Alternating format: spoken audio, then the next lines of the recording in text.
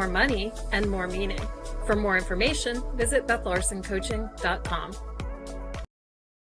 On the Spiritual Freedom Show, you will hear the voice of an extraterrestrial master speaking through my teacher, Dr. George King, as it was recorded over 60 years ago. I'm Richard Lawrence, and on this podcast, I bring you the 9 freedoms, which I believe to be the greatest wisdom on earth, with practical ways to give global service and attain enlightenment.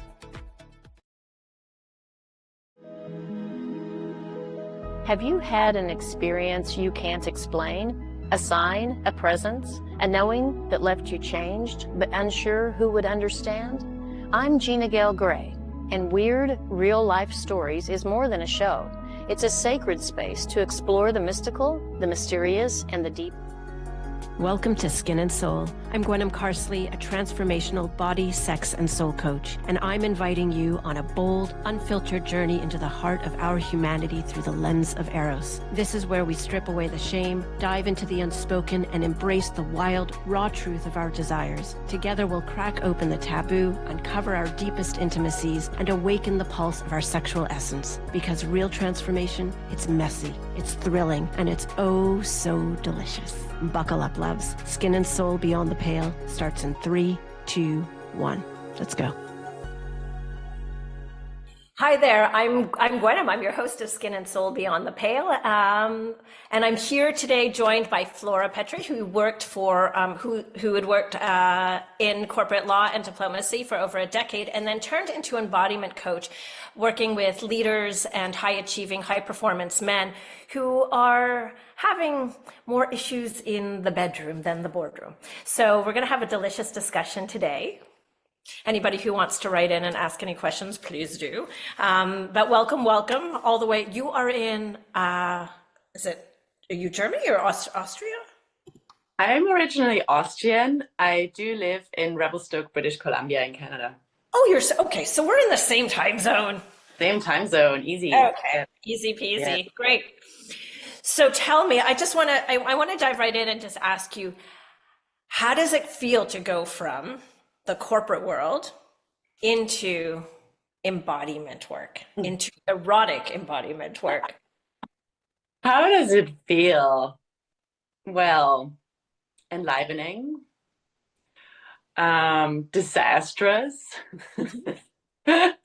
unearthing, opening, collapsing, many things, uncertain, lots of uncertainty. Taking such different choices than what I was trained to do. It's still, my mind still comes in at so many moments where it's like, whoa, this is not safe. Like, let's not do this. And it's such a different way of operating, if you will, than what I was trained to do. So how does it feel? Very alive.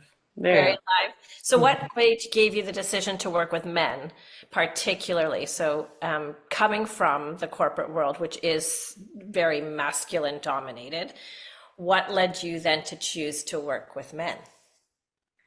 It's a two-sided answer. One, just look around in the world, also at the current events. It's so needed, right? This work is so needed. And I dare to say that sexuality that is lived outside of the shadow is a way healthier, more integrated expression. And so often in this corporate career, diplomacy, I entered rooms where there were only men. Only men, I was the only woman. And it's a lot of attention, it's a lot of admiration, but it's fucking uncomfortable. You're the only one so often. And so bringing that whole awareness of how it works, right? How this world functions is one of the reasons, which is very logical. Like I've been there, I understand. And then the other one is deeply spiritual, where in my coaching training, we did a meditation with the spirit of our business, a so-called Deva meditation, And I was sitting there and I was asking the Deva, the spirit of my business, okay, what's up? What am I meant to do here?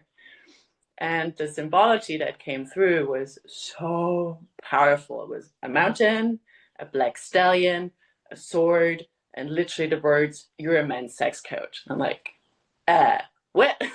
Me? You sure?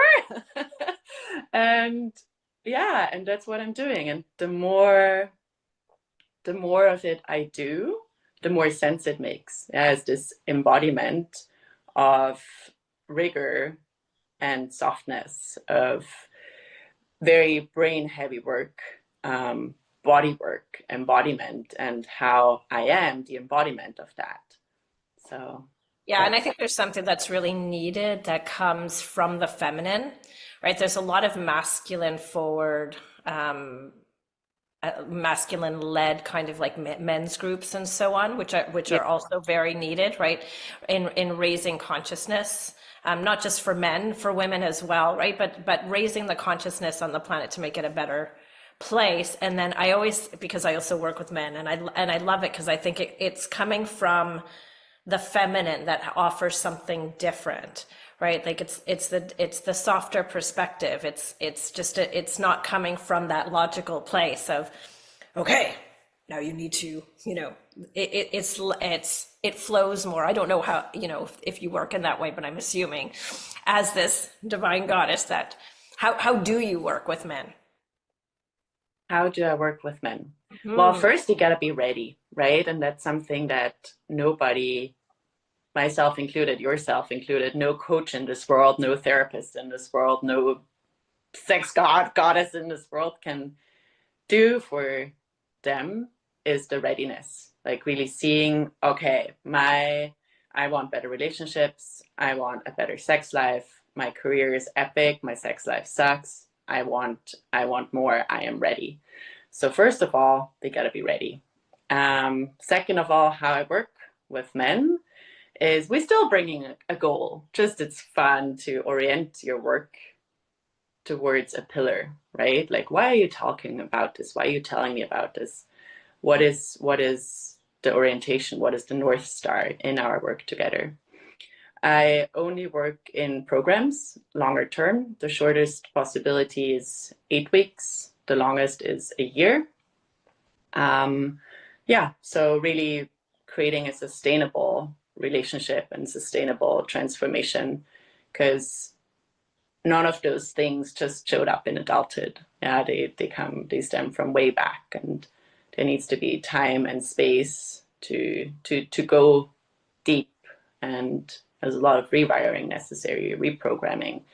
And that's not only for men, yeah, that's generally speaking how we all conditioned to live our sexuality as an achievement, goal-oriented.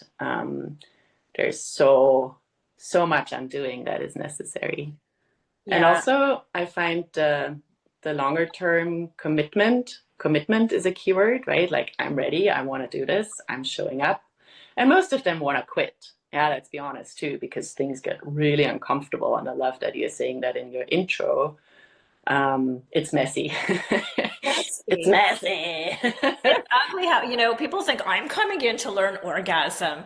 This should be, and it is fun. I mean, I think there's a lot of fun and juiciness to it, but yes, there's commitment. There's commitment to the, to pleasure capacity, to being able, and I wanted to ask you what you think, powerful men want the most, that they are the most afraid to allow themselves.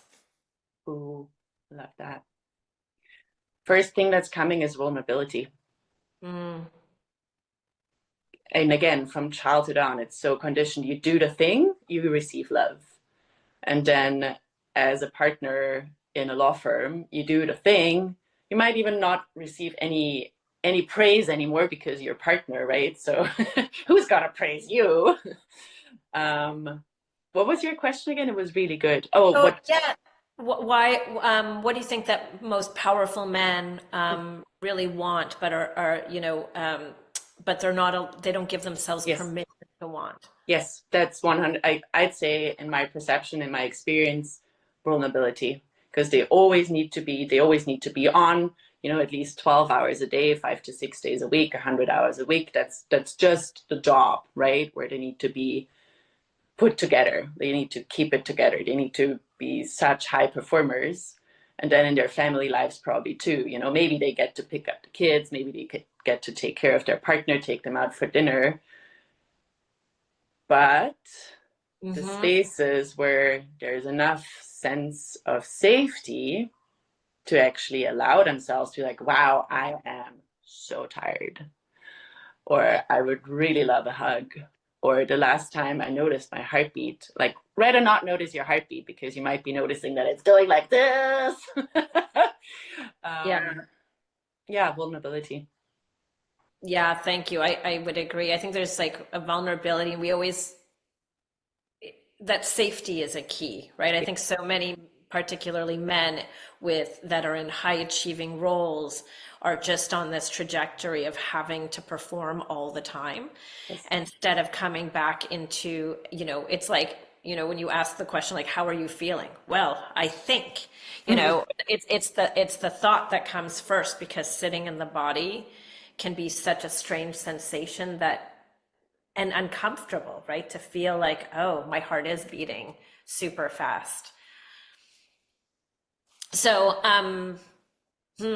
where do you think that men's performance, how would I put this? Where do you think that men's performance kind of cuts out intimacy or avoids intimacy? I love that question. So where the performance kind of Yeah, just like it's like cut off from, yeah. Yeah.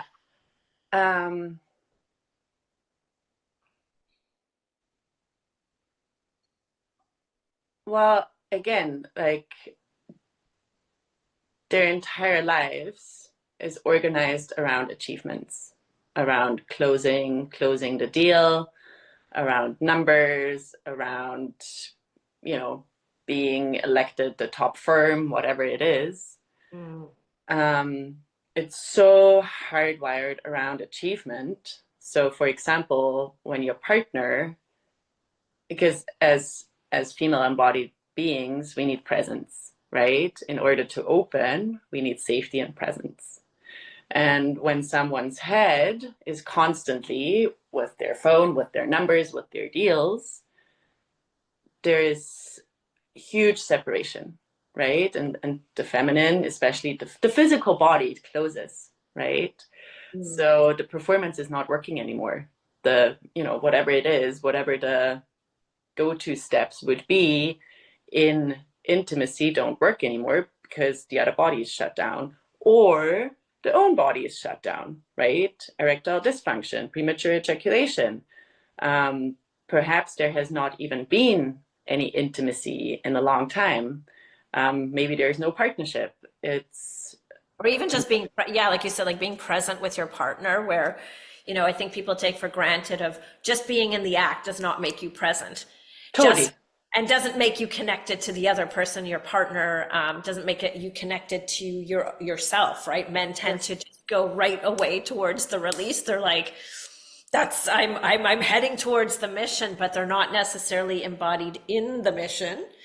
Which brings me to like leadership, how we are so needing intimacy in leadership, not just right? Because looking around what's going on, I think there's so, I go back, and I'm not going to go into politics or whatever, but like, just looking at where the world is today, and how there is this, we've been cut off from like the masculine has been cut off from its intimacy. Because I think if you're truly intimate with yourself and with the feminine, or just humanity, when you're in life, when you're intimate with yourself, then empathy is a natural consequence of, presence. I'm just gonna, any thoughts on that? I 100% agree. Like if someone feels themselves, atrocities of the level that are coming to light right now would not be possible. And empathy is such a key word there, right? Like how would that feel to me? How would that feel to my child, to my niece, my neighbor's daughter? And that gives me goosebumps right now. I love that we're meeting at this time in time. You know, it's shit's going open. Which is great because I think the pus is coming to the surface. You know, it's like, you know, we've been talking about it for a long time, and now it's there. It's there to be dealt with. And how I think we deal with it at this time is so important. And it's not about bashing men. I don't think, you know, it's about raising the quotient of the planet. It's the raising the quotient of consciousness. And I don't know how you feel, but I was watching your work and I was like, oh yes, this sense of presence, this sense of like bringing people back into their bodies, back into their embodiment. So, what do you think men generally misread about, I'm just going to say misread about their own desire and miss the cues of what's, you know, of intuition and chemistry? I know that's a hard question. I think that's a twofold question, but like, where do you think that men, misread their own desires? I love that question. That's beautiful. Where men misread their own desires. I dare to say there's a huge societal problem, right? It's a collective misunderstanding of how intimacy, sexuality, connection, presence works. Porn industry, again, performance, like and again, from childhood, you know, like you're getting praise if you show up with good grades. Baby, you know, you get praise if you, I don't know, make a sound or put a thing into the right shape. It's like from so early on, it's about the doing. And just like, And unnatural doings, right? It's like perform. It's yes, exactly. because you mentioned porn, and I think porn, most people don't realize like this is a movie, people. Like it's a movie, it's unrealistic, or they're on like super drugs, right? Like it's not, it's glossed over and goes over whatever, you know, however many days they're shooting or whatever it is, right? With like props. Yeah. Right. And it totally feeds into that goal orientation and like faster, harder, not even longer probably, but just with this end goal of ejaculation, maybe a female orgasm, but you know, and just acknowledging how different the female anatomy works than the male anatomy, how the way into female pleasure, especially in Taoism and most tantric traditions, it's through the breasts. Yeah, so if someone darts for a pussy right away, good luck with that. Might work, probably not. And really this misinformation, like I heard you say misattunement or misalignment. Yeah, like where are they misaligned in terms of like their connection with their partners, with their, you know, with the feminine? Yeah, lack of education, like really from the beginning. And I mean, I don't know about you, and I'm curious to hear maybe, but sex ed in Austria in high school sucked. It was literally like, you know, just this is the penis, this is the anatomy, this is a vagina, this is the anatomy. Even, you know, wrong drawings and Wrong terminology, right? Not correct. No one taught me about pleasure. Like, you know, a weird talk with my dad on a chairlift about condoms and contraception. So I believe that no one or hardly anyone ever taught anyone how this whole thing works, really, and what the goal is in it. You know, it's not even orgasm. Orgasms are awesome, don't get me wrong, but how can we open ourselves to be pleasure, to allow sensation? And that might come with tears, that might come with pain for everybody involved. I got all fired up here. I'm like, yeah, no, it's great. Teach people about pleasure. Yes, because we don't, and I, you know, we don't we're never taught, and I think boys in particular as well, it's kind of like, hey, like this is what you do. Like there's like an expectation, but there's no education. Not that women, I mean, I know I didn't get an sex education at school, that was for sure, right? I mean, I think I had a teacher that basically said, go speak amongst yourselves, which is never a good idea. And it was probably about grade 9. So, you know, learning the instrument of your body is never encouraged unless you have like, you know, super cool, great parents that go there. But boys in particular kind of are just taught, you know, instead of being taught their instrument and also taught the instrument so that there's like a comprehensive understanding that it's just not sex for procreation. It's not just sex for release or like for coming, right? For orgasm, when there's so much more to be explored, and to play with. Like, I don't know, I'm such an advocate for starting to teach children very young, to be advocates for their own body, to do exploration, to understand, to learn boundaries, and to start, both boys and girls, right, on like a comprehensive sex education. Like I think when I went to school, it was still a vagina, right? Like vulva was not a word. I don't know if it was or wasn't, but it wasn't the common word used. So, and I also want to throw in there that children know, right? Like children know how to experience pleasure, and they will hum pillows and they will touch their genitals. And then how do, as I heard you say, like how do we create a sense of safety and boundaries that this is maybe something to be experienced in your bedroom and with your friends, and you need to ask if they're okay with it. And yes, and age appropriate. I want to say that. Yeah. Since we're talking about children and age appropriate. So what do you think? Okay, so I want to just veer back to men in leadership and men that are in high achieving and really purpose driven. What do you think surprises men the most, like high performance men the most, when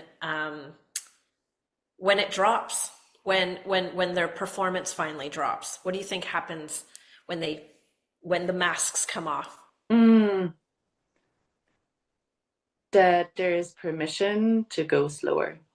There is permission to take time, and a goallessness, if you wish. Like really, what happens if you literally, just set a timer for 10 minutes, close your eyes, stroke your own hands, stroke your partner's hands, and really this permission to slow down. And I think that's one of the biggest epiphanies, because there's always the next thing, there's always the running. And then it's like, oh, wow, like I am creating that permission field, that allowance to not do. And notice how when you breathe, how that moves your body. Like so many of those men I work with, they don't even remember the last time they took a deep breath. Like they breathe up to here, Think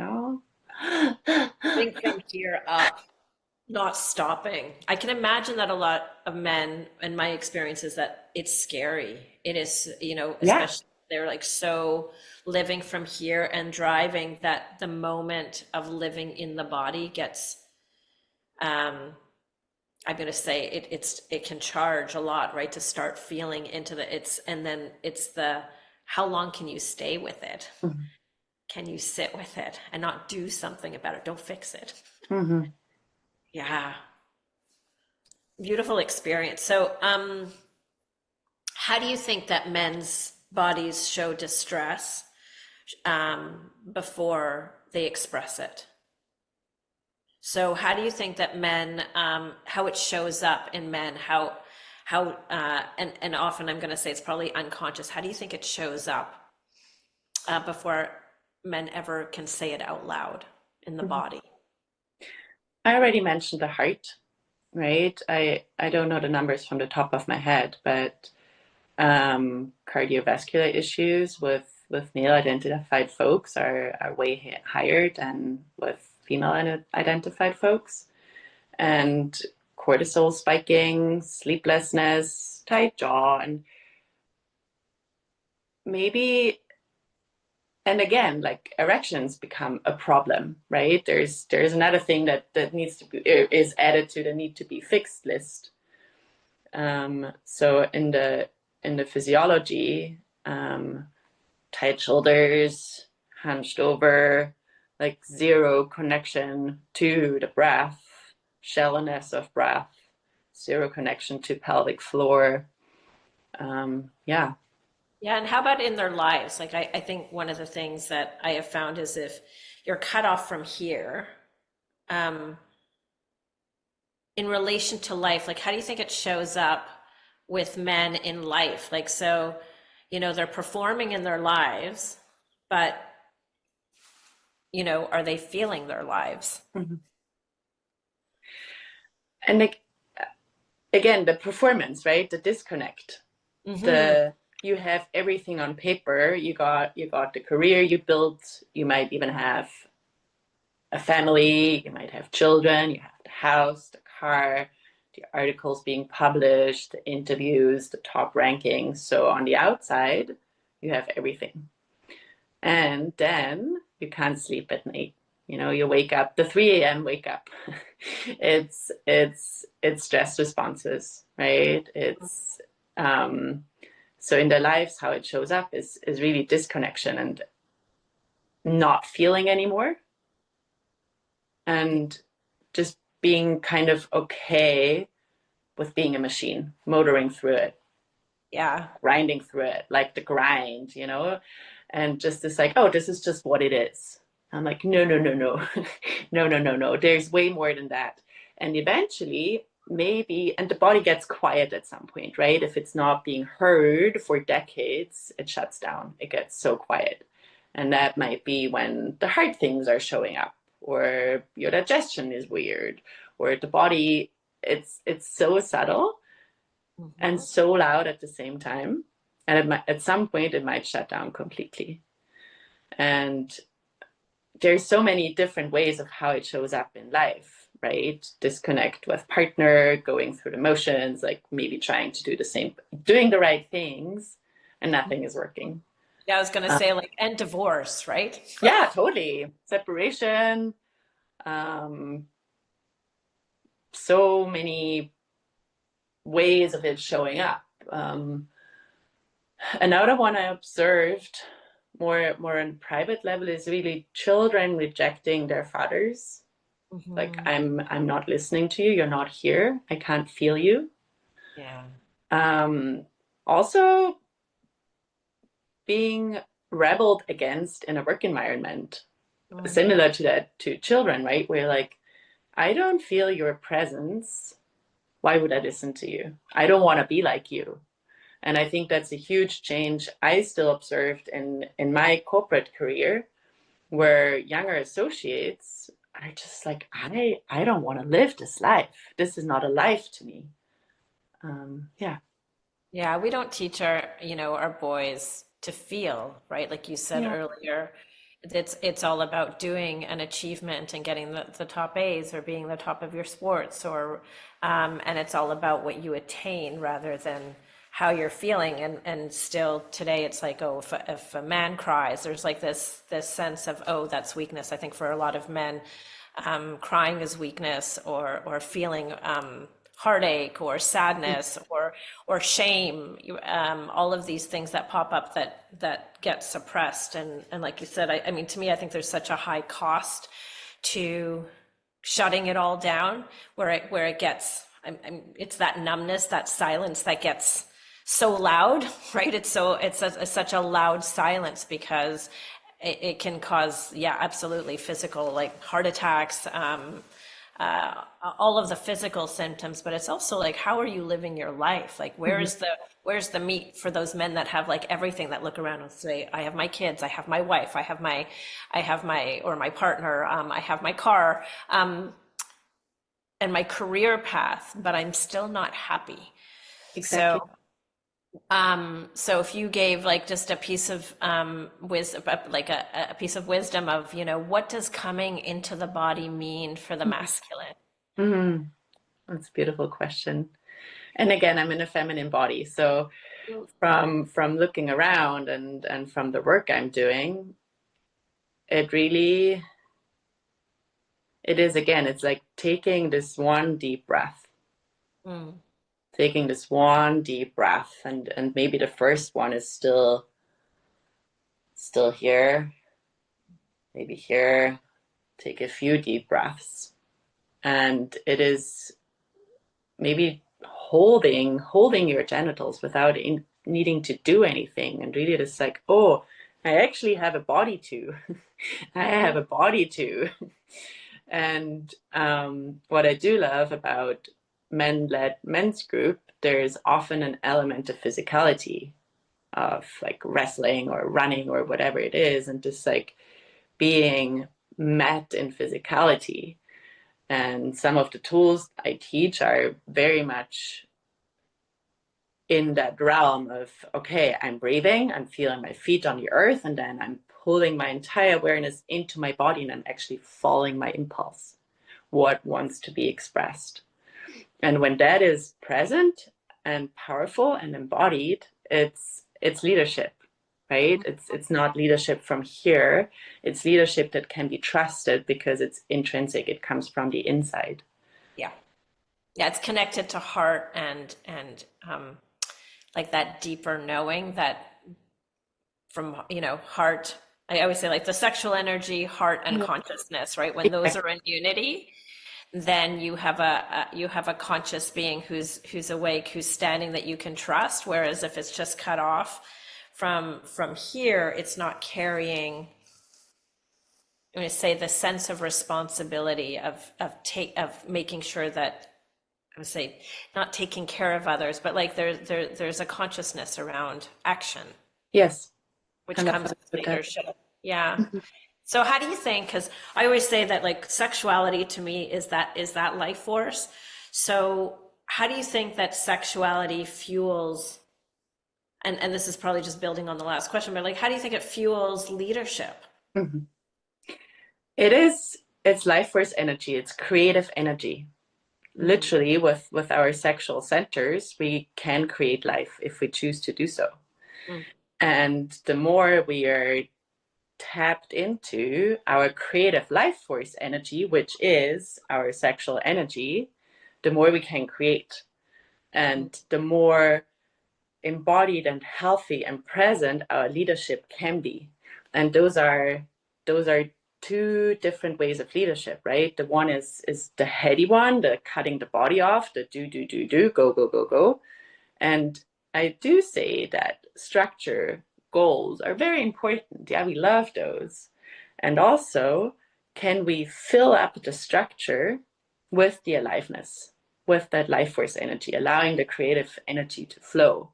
And leaders who have mastered this skill, this flow, this connection of, channeling my life force energy, channeling my eros, or whatever you want to call it, into my creative expression. Because leading a business is creative, right? Leading people is creative. Climbing mountains is creative. And bringing in that playful expression of the erotic energy, of the life force energy, of creation itself. I love that. Yeah, I think, I think that's gorgeous. I think there's something in that where you're in life rather than and experiencing life rather than just doing life. I love that. Yeah. So for you personally, how do you think your relationship with working with men has changed in how you perceive men, how you relate to men? A lot more empathy.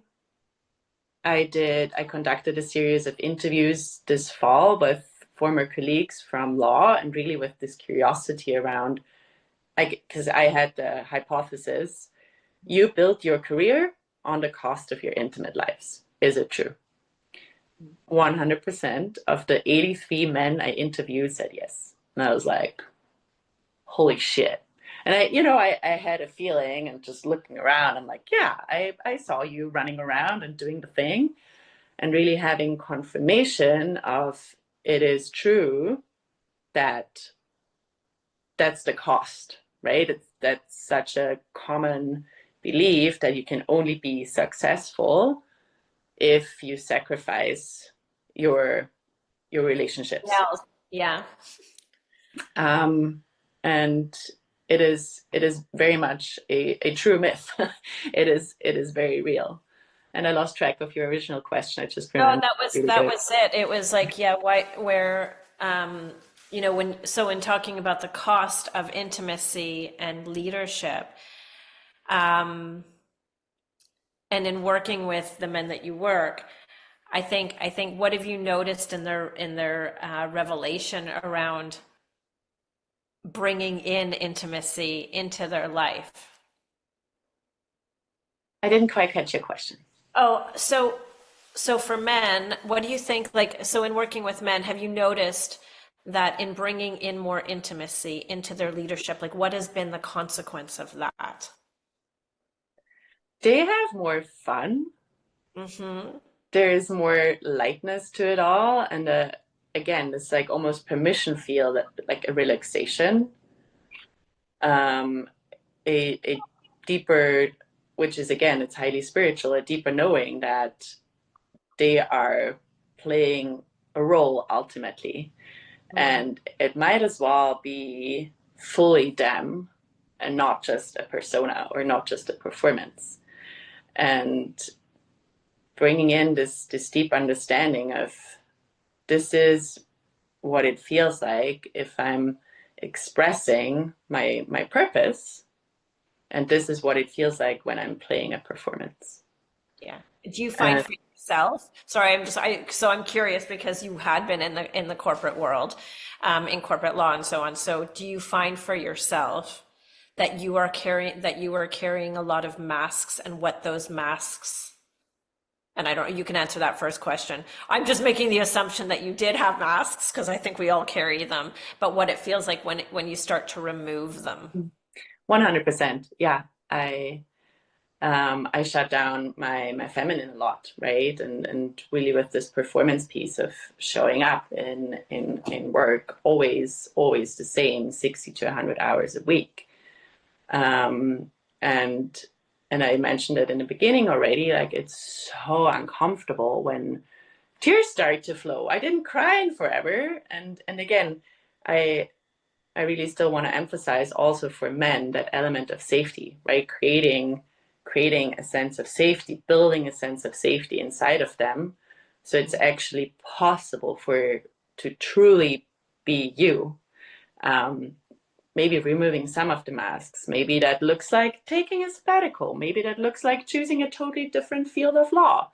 Maybe that looks like starting to teach at university. Like it usually comes with quite significant life changes. Some of my clients broke up with their partners. Some of them recommitted. It has very different expressions too. And for my own masks, I'm still undoing them. There's so many to take off. Like yeah, it's a lifetime pursuit, I think, to get rid of it. And coming back to that point of safety, like what's been so crucial to me is really learning and reminding myself over and over again that ultimately I'm safe. Like I am safe no matter what. Can I be safe without that specific income that my entire life is built around? Can I be safe without my partner? Can I be safe without that position, without the prestige? Yeah, those are big questions. Those are big questions. I think anybody listening might be like, oh my God, what do you mean? Right. Not have my income. Oh my God, what do you mean? It's not to say that, but it's like to be able to ask the question to yourself, like, oh, is my worth, do I no longer have worth because I don't have income, because my partner and I are not together, right? It's like all of those pieces come to light. Sometimes they're very hard questions. Yes. And I think it's the opening door to aliveness. It doesn't mean your whole life is going to crumble. It can, but it doesn't have to, right? Like there's so many pathways, but by not going there, things tend to crumble. So Um, oh, here's a good one. Okay, so what kind of touch or presence do men respond to before they even trust the words? I work mainly virtually. Yeah. And again, the gateway, the portal is the breath. Mm. And really opening this permission field was telling someone you're allowed to sit back in your chair. Like Mm. you're allowed to not hold for a moment because they're holding all the time. Yeah, there's this expectation for them to hold it together all the time, hold together their family, provide, hold together, like hold, hold, hold, hold. And what happens if you actually allow yourself to be held just for a split second? What happens when you feel how your inhale is caressing the hairs of your nostrils? Can you feel your breath tickling your throat? And another one I love, it was actually introduced to me by Kate Northrup, is the saber-toothed tiger. And it's pretty much closing your eyes and letting one hand be the receiving hand and the other the giving hand. Mm. And besides our lips and our genitals, our fingertips have the most nerve endings, right? And feeling how one hand is receiving the touch, how the other hand is giving it.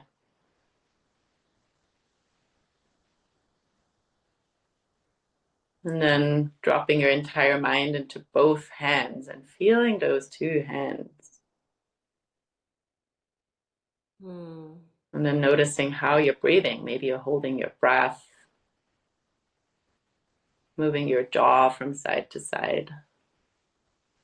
Stick out your tongue.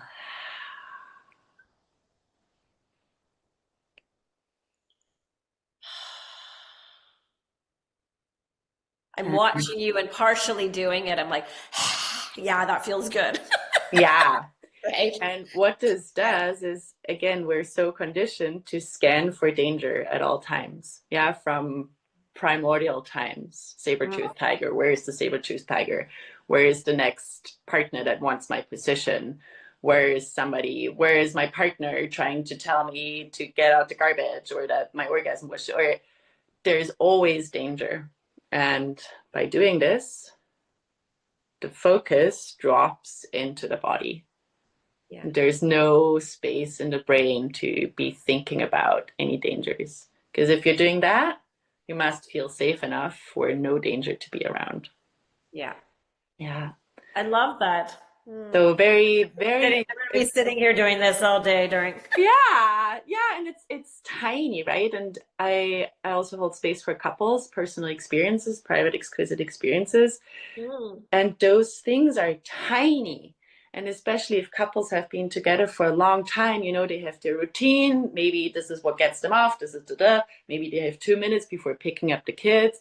And just is like, oh, wow. Wow.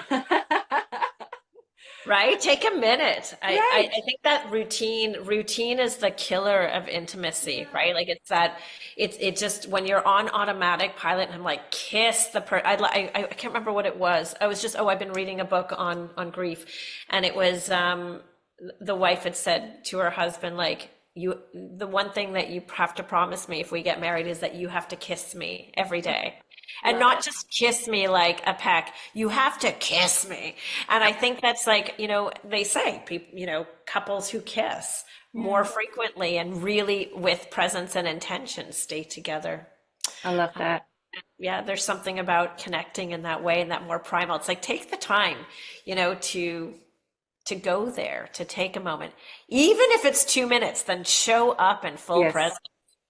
And I still want to jump back to that. Like, so often there might be no sensation, right? You might be touching your hands, like, I don't feel anything. I'm like, great. Then you feel that you don't feel anything. Mhm. And it might be a very frustrating practice over days, weeks, months. Where it's like, I still don't feel anything. Like, keep going. And rebuilding, rewiring takes time. Mhm. Yeah, as we say, this work is not a quick fix. It's not a quick fix. Mhm. You know, I mean, I'm like, listen, you want 1,001 tools? They are available in every corner, anywhere you want to go. But if you want to do the work, doing the work is it's a process. It's a journey, Yeah. right? It took you this long to get here, and now, whatever the place is, whether it's I want more expansion, or I want to move out of numbness, or I want what, it's a process. So let me I'm going to ask you my famous 10 questions. I say they're famous, they're so not famous. They are famous They now. are now, because I based them on James Lipton's The Actors Studio. And actually somebody brought up a great question today, which might make it 11 questions. I don't know, which is, around, I won't go there right now, but let's see. So number one is, what's one truth your body has always known that your mind took years to catch up to? Having fun is allowed. Ooh, I love that. Thank you. What is the most intimate moment that you have ever had that had nothing to do with sex?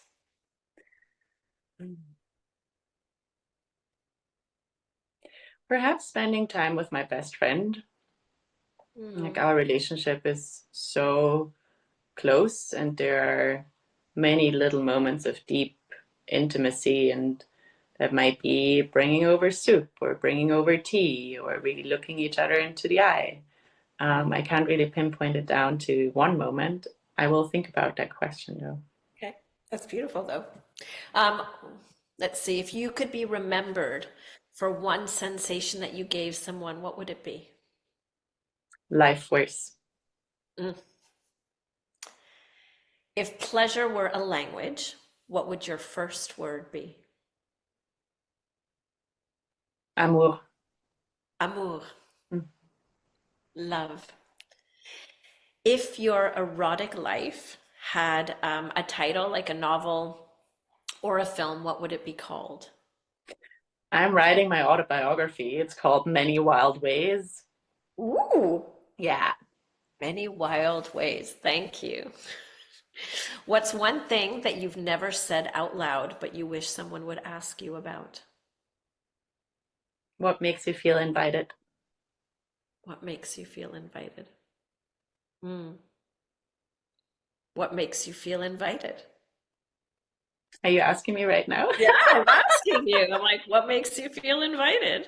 You do right now. Like, you in this entire conversation and the process leading up to me, you made me feel very invited. And it's literally like things like, be at this place at 7 p.m., wear this thing, or let's go skiing, I'll pick you up at 8 a.m. Like, be so specific and invite me. Mm, thank you. Mm. So, what is one thing that you've never, oh, I just said that. What's part of your erotic self that you are still afraid to bring to light? My power. Mm. And what does power look like to you? It's loud, it's big, but it can also be very subtle. It's not chasing, it's really being fully present and allowing things, allowing life to come to me. And I'm still very much undoing some deep birth trauma and how that wired into me getting after things. And, the career suited me very well because I was getting after things. Yeah. And now, really, again, I am safe. Life is happening for me. Life is being presented to me. Mm, thank you. Let's see, what dies in you when you pretend? That's the first part of the question. My inner child, my trust, my innocence, my innocence. Mm. So, what comes alive in you when you don't? The erotic oracle. Can you explain? It is, again, this deep inner knowing that I'm taken care of, that I have a thing to say. I'm here in this world to contribute, and to be present with a huge transformation. And I noticed my spine just being more upright, right? With this like, I'm here. And it might have taken decades, but I'm here. So that really comes to, that aliveness comes to life, and that like knowing I'm on the right way. Thank you. My pleasure. So I want you to finish this sentence. When I leave this life, I want my skin to remember Silk and licks and ocean. silk, licks, and ocean. Oh, Or- that's beautiful. I love that. This is delicious. Silk, licks, and ocean. Yes. Need some letter too. Throw in some letter just for fun. And finally, if the soul has a scent, what does yours smell like today? Lemon. Very nice. Beautiful. Like a beautiful lemon from Cape Town or Sicily, you know, like one of those really big, juicy. Yes. I have some here actually. They have them in California in the desert. Yes. Yeah, I can't even remember what they're called right now. It's terrible.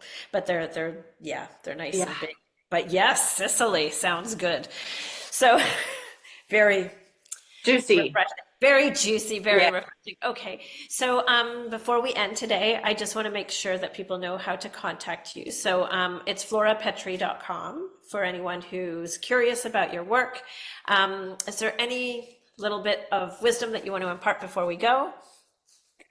Yeah, really take a deep breath and touch your testicles. I will, thank you. You should especially. And I feel so honored by your invitation and by everyone who chooses to go down this road. And I recently had a 63-year-old engineer as a client who graduated, as he called it, by saying, I'm having the best sex of my life. Right. And I want that for everybody. I want everybody to have the best sex of their lives. Yeah, that's the other, before we go, like, well, that's the other myth, right? That when you're, I don't know, the prime of your life is whatever, your 20s, your 30s, whatever it is, right? Which is bullshit. It's just like, it's, you know, my sister, dare I say, she might kill me for saying this, but she's having like the best time of her life, right? She's with her partner. They're in love. Like I hate how she's going to be like, don't talk about my sex life, but like, it's, you know, they have a good sex life.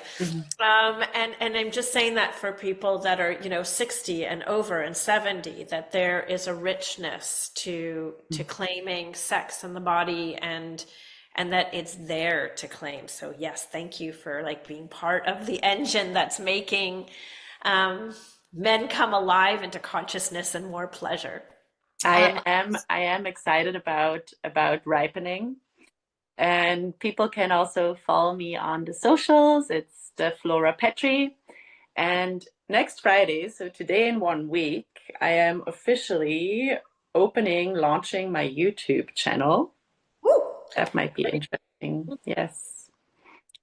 And beautiful. And where is that? So just under Flora Petri? It's Eros Mastery International. Yes. Beautiful. Thank you. My pleasure. Yeah. So I just want to thank everyone for joining us today. I hope that you got some pearls of wisdom in there. And if you want to know anything more about me, I'm at gwenomcarsley.com. You can also email me at info@luvology.com. I am also a body, sex, and soul coach.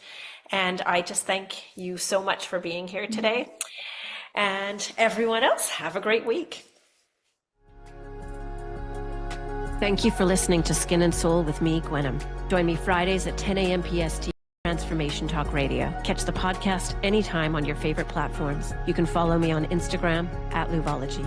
Ready to take the next step? Book a compatibility call with me at gwenomcarsley.com.